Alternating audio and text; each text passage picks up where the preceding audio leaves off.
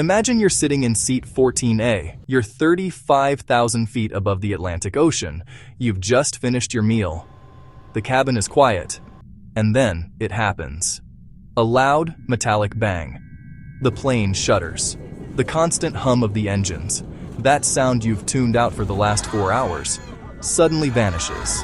It's replaced by a terrifying, hollow silence. Your heart drops into your stomach. You look out the window, expecting the nose to pitch down, expecting the aircraft to fall like a stone dropped from a skyscraper, because that's what common sense tells us, right? No engines, no power, no flight. But here's the mystery. The plane doesn't drop. It doesn't scream toward the ocean. In fact, if you didn't hear that bang, you might not even realize anything is wrong. Why? How is a 300-ton piece of metal staying in the sky without any power? Today, we're going to pull back the curtain on the invisible forces that keep you alive and discover why an airplane is actually one of the hardest things in the world to simply drop out of the sky. For most of us, flight feels like a magic trick. We see these massive machines, heavier than a fleet of semi-trucks, and we assume they stay up through sheer brute force. We think the engines are pushing the plane up into the sky. So, logically, if the engines stop, the push stops, and then gravity takes over.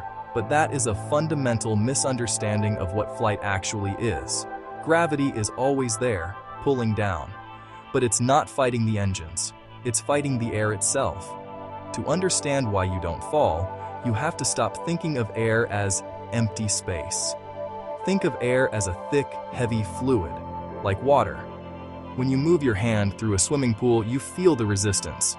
You feel the water pushing back against you. The sky is exactly the same. It just feels thinner because we move through it slowly. But at 500 miles per hour, that thin air becomes as solid as a highway. When a plane moves through the sky, it isn't just floating, it's swimming. It is leaning on the air. Look at the shape of a wing. It's not flat. It's a masterpiece of geometry. The top is curved, the bottom is flatter. As the plane moves forward, air is forced to split at the front of the wing. Some goes over, some goes under. But here is the secret. The air on top is forced to move faster. This creates a zone of low pressure above the wing and high pressure below. The result? The air underneath the wing literally lifts the plane. Now, here is the part that changes everything. Lift doesn't come from the engines. Lift comes from speed. As long as the plane is moving forward through that fluid air, the wings are producing lift. If the engines fail, the plane doesn't lose its upward force.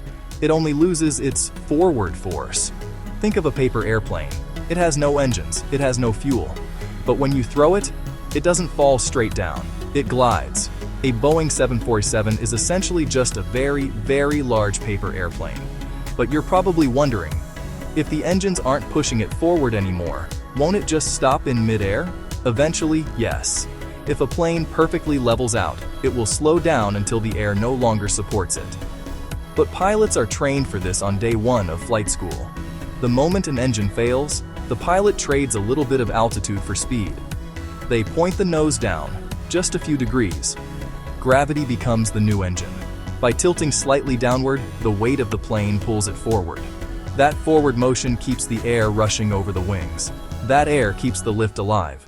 It's called a glide ratio. For a modern commercial airliner, that ratio is roughly 15:1. That means for every mile of altitude the plane loses, it can travel 15 miles forward. If you're at 35,000 feet and all your engines quit, you don't have seconds, you have miles. Roughly 80 to 100 miles of distance. That is more than enough time to find an airport, a flat field, or a stretch of water. The plane isn't falling. It's descending, and it's doing it with total control. But let's talk about the structure itself. People often worry the wings might just snap off. We've all looked out the window during turbulence and seen the wings bouncing up and down. It's terrifying, right? But here is a wow moment you might not know. Those wings are designed to bend. A lot.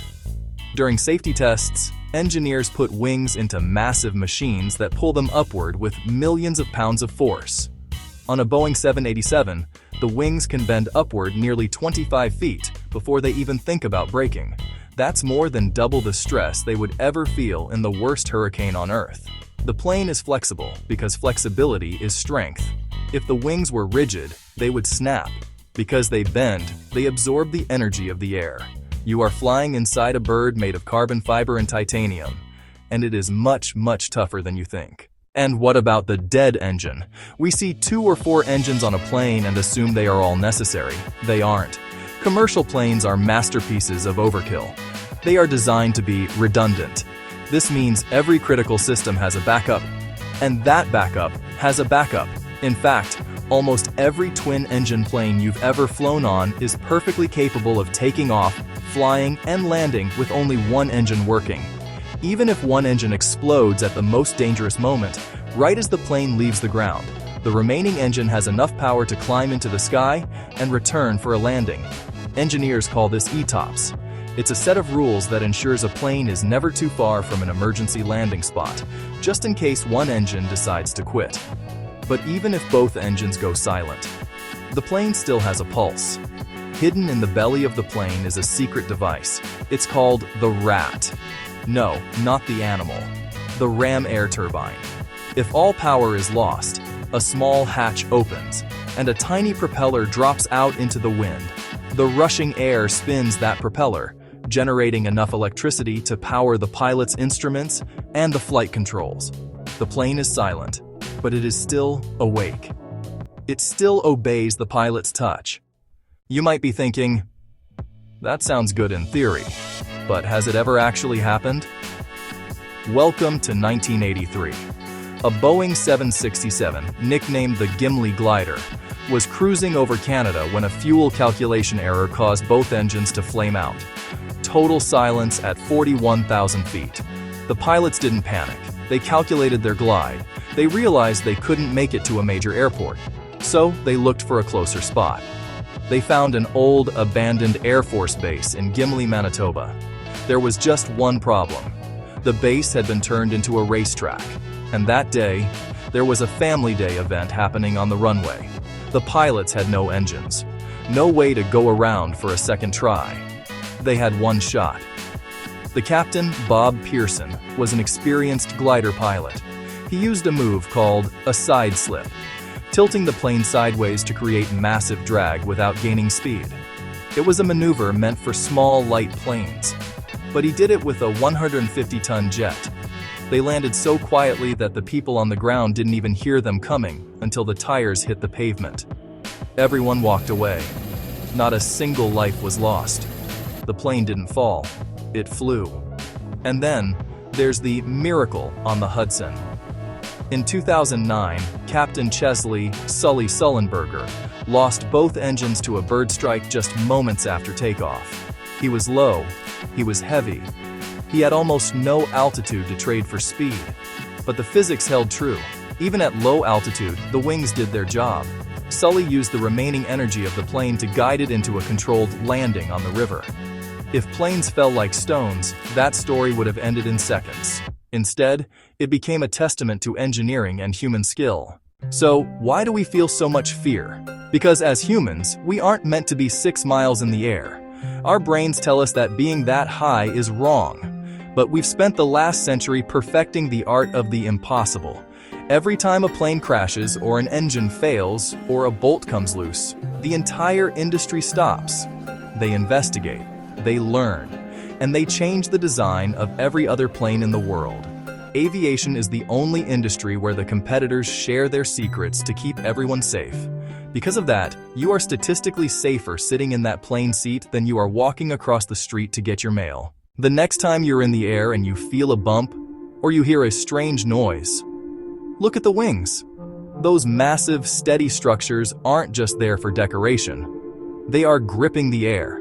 They are turning a chaotic environment into a predictable path. The engines provide the go, but the wings provide the stay.